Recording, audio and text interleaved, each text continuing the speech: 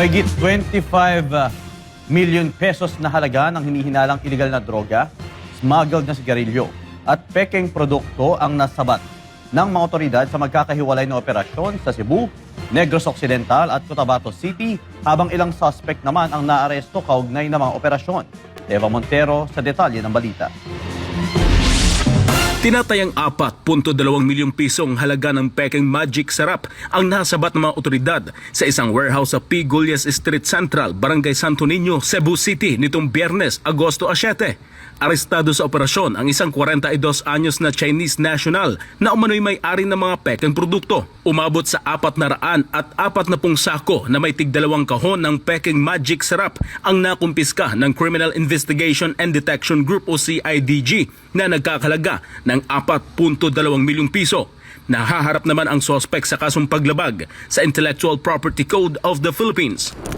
Sa Negros Occidental, mahigit 14.6 na milyong pisong halaga ng hinihinalang smuggled na sigarilyo ang nasabat ng pulisya sa checkpoint at follow-up raid sa Bago City nitong Agosto 6. Nagsimula ang operasyon sa Barangay Lagasan matapos maharang ang isang van na umano'y may dalang iligal na sigarilyo na itinago sa ilalim ng mga labada.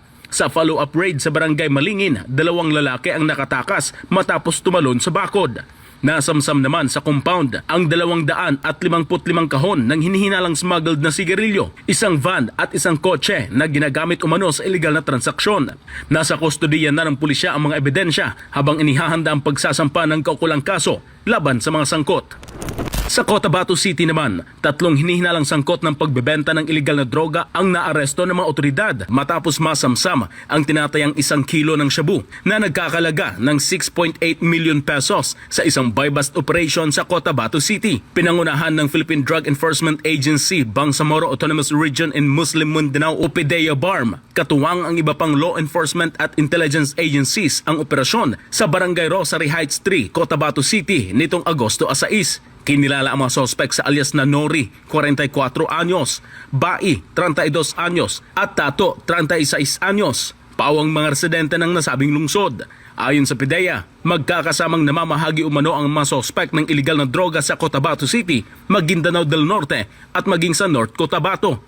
Bukod sa shabu, nakumpiska rin ang mga cellphone, ATM card, marked money, mga identification card at isang minivan. Nahaharap naman ang mga sospek sa paglabag sa Comprehensive Dangerous Drugs Act of 2002. Ito si Verhil Parba, ang inyong citizen correspondent, nag-uulat para sa Diyos at sa Pilipinas nating mahal.